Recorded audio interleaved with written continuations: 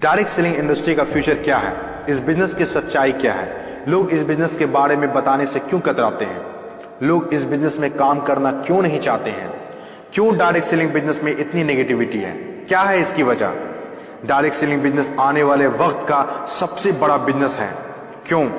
अगर आज आप दूसरी कंट्रीज को देखें, जो कंट्रीज आज डेवलप्ड है, उन सभी कंट्रीज के अंदर डायरेक्ट सेलिंग बिजनेस का बहुत ज्यादा प्रायोरिटीज दी जाती है, क्योंकि डायरेक्ट सेलिंग बिजनेस लोगों का बिजनेस है और जब तक दुनिया में लोग रहेंगे तब तक ये बिजनेस चलता रहेगा, क्योंकि ये बिजनेस लोगों पर डिपेंडेड है। जब तक लोग खाते रहेंगे, नहाते रहेंगे, कपड़ा पहनते रहेंगे, तब तक ये बिजनेस आपका चलता रहेगा। अपने इंडिया में कुछ लोग इसे फंसाने का काम बोलते हैं और कुछ लोग ये मानते हैं जिनके पास करने को कोई काम नहीं होता वे लोग ये काम करते हैं। मैं उन सारे लोगों से सहमत हूं, क्योंकि उन लोगों के पास अभी तक इस बिजनेस का प्रॉपर नॉलेज नहीं पहुंच पाई है। ये हम लोगों की जिम्मेदारी है कि इतनी पावरफुल और ब्यूटीफुल इंडस्ट्री के बारे में लोगों को समझाएं। दुनिया में कुछ ऐसे भी काम होते हैं जो लोगों को आसानी से समझ में नहीं आते हैं। एक छोटा सा एग्जांपल देता हूं। हम लोग दिन भर फेसबुक, व्हाट्सएप और यूट्यूब कितना यूज करते हैं और इसके लिए आपसे एक भी पैसा नहीं लिया जाता है। तो जरा सोचिए उनकी कमाई कैसे होती होगी, जबकि फेसबुक दुनिया के टॉप 10 बिजनेस में आता है कमाई के मामले में। कुछ लोग सोचते हैं अगर फेसबुक जब हमसे पैसा नहीं लेता है तो कमाता कैसे होगा। कुछ लोग सोचते हैं पता नहीं कमाता भी होगा कि नहीं। कुछ लोग कहते हैं जो डाटा हम लोग यूज करते हैं उससे कमाता है। डाटा का पैसा सिम वाले को जाता है, जिसका सिम हम लोग यूज करते हैं, चाहे वो एयरटेल हो या जियो हो। ना तो जानते हैं और ना ही जानना चाहते हैं कि कमाई आखिर कैसे होती है। दोस्तों, सबसे पहले आपके लिए ये जानना जरूरी है कि कोई भी इंडस्ट्री कैसे चलती है और कैसे बनती है।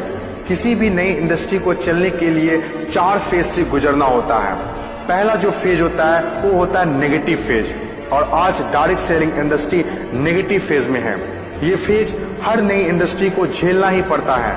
जब भी मार्केट में नया बिजनेस आता है तो लोग पहले उसे ठीक से समझ नहीं पाते हैं और अनदेखा कर देते हैं, जैसे बैंकिंग सेक्टर के साथ हुआ, इंश्योरेंस सेक्टर के साथ हुआ, टेलीकॉम इंडस्ट्री के साथ हुआ। पहले ना तो लोग बैंक में पैसा जमा करते थे और ना ही इंश्योरेंस लेते थे, क्योंकि इंडस्ट्री नई थी, लोग डरते थे, किसी पर भरोसा नहीं था। लेकिन आज देखिए यही इंडस्ट्री है जिसके बिना किसी राज्यों की कल्पना करना असंभव है। जब नई नई प्लास्टिक इंडस्ट्री स्टार्ट हुआ तो 95% लोगों ने इनकार कर दिया, ये कहकर कि यह पॉसिबल नहीं है।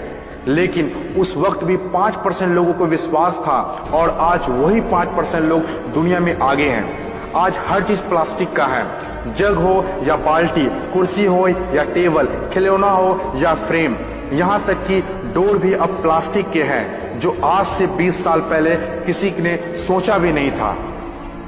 आज direct selling business negative phase में है, इसीलिए इतनी सारी नेगेटिविटी है। और जब ये पॉजिटिव फेज की तरफ बढ़ता जा रहा है, नेगेटिव फेज में होने के बावजूद भी इस इंडस्ट्री ने कई लोगों की जिंदगियां बदल दी।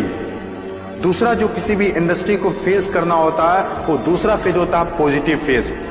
ये वो टाइम होता है जब लोगों का इंडस्ट्री के ऊपर ट्रस्ट बढ़ने लगता है, क्योंकि वे आसपास में रिजल्ट देख रहे होते हैं। और जो लोग उस वक्त डायरेक्ट सेलिंग बिजनेस में दिलचस्पी नहीं दिखा रहे होते हैं, अनदेखा कर रहे होते हैं, वे रिजल्ट देखने के बाद दिलचस्पी लेने लगते हैं और आपका काफिला और बढ़ने लगता है, रिजल्ट और बढ़ने लगता है, दिलचस्पी और भी लोगों में बढ़ने लगती है, जैसे बैंकिंग इंडस्ट्री और इंश्योरेंस इंडस्ट्री के साथ हुआ था।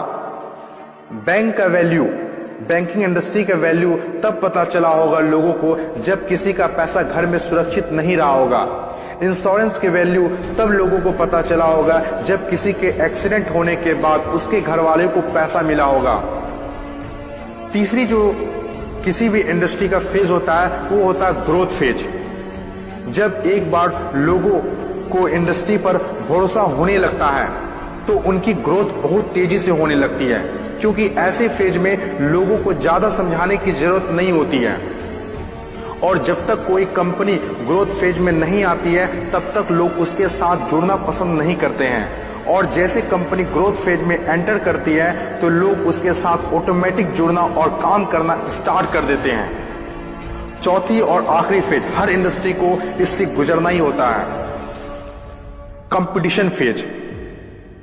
हर एक इंडस्ट्री के अंदर एक वक्त ऐसा आता है जब कंपटीशन बढ़ने लगता है। इंडस्ट्री और कंपनीज की ग्रोथ को देखकर ज्यादातर लोग कंपनी के साथ जुड़ना और काम करना शुरू कर देते हैं।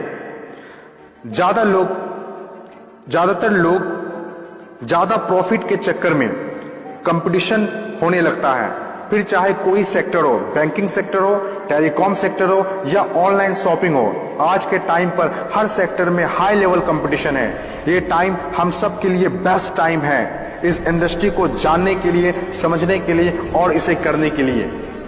According to FICCI, direct selling industry का मार्केट साइज 6000 करोड़ आंका गया है। आज तक जितना हुआ है उसको देखते हुए फिक्की ने डिक्लेयर किया है कि डायरेक्ट सेलिंग बिजनेस 2020 से 25 तक 645 अरब तक की हो जाएगी। आपको इस बात को जानना बहुत जरूरी है कि अमेरिका, ऑस्ट्रेलिया, चीन, जापान, कोरिया और सिंगापुर जैसे बहुत बड़ी बड़ी डेवलप्ड कंट्रीज ने डायरेक्ट सेलिंग बिजनेस को बहुत हद तक अपना लिया है और वहां के सिटीजन भी बहुत जागरूक हैं। बदलाव के बिना तरक्की नहीं की जा सकती है और जो लोग अपने सोचने का तरीका नहीं बदल पाते हैं वे लोग अपनी जिंदगी में कुछ भी नहीं बदल पाते हैं। नोकिया, कोडेक जैसी बड़ी बड़ी कंपनियां चलाने वाले लोग भी अपने सोचने का तरीका नहीं बदल पाए, इसीलिए अपनी शानदार शुरुआत के बाद भी वो वक्त के साथ इतिहास के हिस्सा बन गए। इन तमाम बातों से मैं एक बात बताना चाहता हूं, बदलाव ही प्रकृति का नियम है। बदलना तो तय है, जो वक्त से पहले बदल गया उनकी जिंदगी बदल गई और जिसे वक्त ने बदल दिया उनकी भी जिंदगी बदल गई।